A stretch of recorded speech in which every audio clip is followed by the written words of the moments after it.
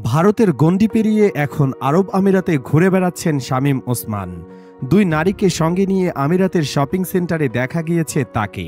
শুধু তাই নয়, প্রত্যক্ষদর্শীদের মতে সে সময় তার হাতে ছিল brand new iPhone 16 pro. Bangladeshi প্রবাসীরা ছবি তুলতে চাইলে শামীম ওসমান সরাসরি মানা করে দেন বলেও তথ্য প্রকাশ পেয়েছে।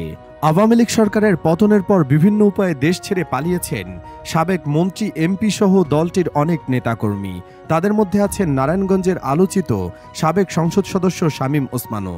ভারত হয়ে এখন তিনি সংযুক্ত আরব আমিরাতে অবস্থান করছেন। দেশের প্রথম সারির বিভিন্ন সংবাদ মাধ্যমে তার ঝাপসা কিছু ছবিও প্রকাশ করা হয়েছে।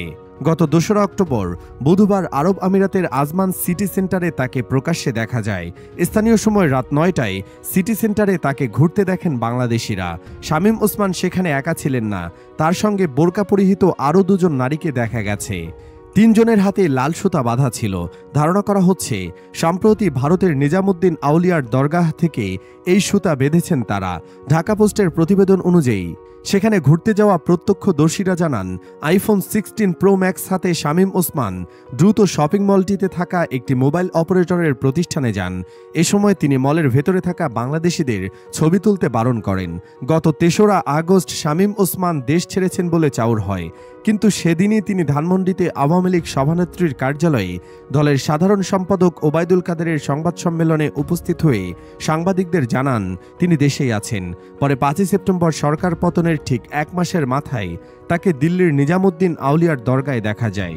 সোমবার ভারতের একটি বিশ্ববিদ্যালয় থেকে স্নাতকোত্তরের চূড়ান্ত পরীক্ষা শেষ করে ১ মাসের ছুটিতে দেশটিতে ঘুরে দেখতে বের হয়েছিলেন বাংলাদেশের মনিরুল হক। দিল্লিতে পৌঁছে সন্ধ্যার পর যান নিজামুদ্দিন আউলিয়ার দরগাহে। সেখানে চোখের সামনেই দেখতে পান গোপনে দেশ ছাড়া আওয়ামী লীগ নেতা শামীম ওসমানকে।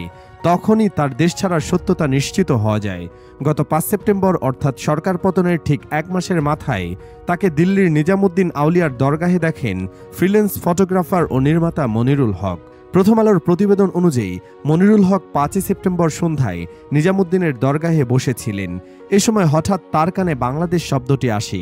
খেয়াল করে দেখেন এক ব্যক্তি বাংলাদেশের নাম উচ্চারণ করে দোয়া করছেন। তখন সঙ্গে সঙ্গে মোবাইলের ক্যামেরা চালু করে ভিডিও শুরু করেন তিনি। ভিডিওর উর্দু ভাষায় সেই দোয়া বাংলা করলে বোঝায়, শামীম ওসমান সাহেবকে সালাম পৌঁছানোর সামর্থ্য দাও, শেখ হাসিনা সাহেবকে শানদার সাফল্য দান করে বাংলাদেশে ফিরে যাওয়ার ভাগ্য দান করো।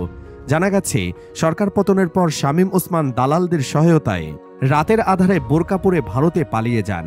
সেখান থেকে আমিরাতে পাড়ি দেন তিনি। শামীম ওসমান ও তার ভাই AKM সেলিম ওসমানের দীর্ঘদিন ধরে সংযুক্ত আরব আমিরাতে যাতায়াত রয়েছে। দেশটির আজমান প্রদেশে তাদের ব্যবসা প্রতিষ্ঠান আছে বলে ধারণা করা হচ্ছে।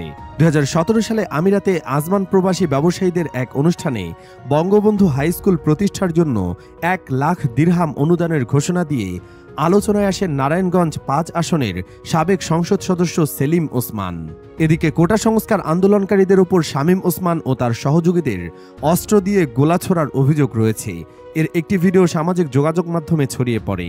গত ১৯শে জুলাই বিকেলে নারায়ণগঞ্জ শহরের চাষাড়া বঙ্গবন্ধু সড়কে সে সময় আওয়ামী লীগ দলীয় সংসদ সদস্য শামীম ওসমানের নেতৃত্বে আওয়ামী লীগ, ছাত্রলীগ ও যুবলীগের নেতাকর্মীরা মিছিল বের করেন।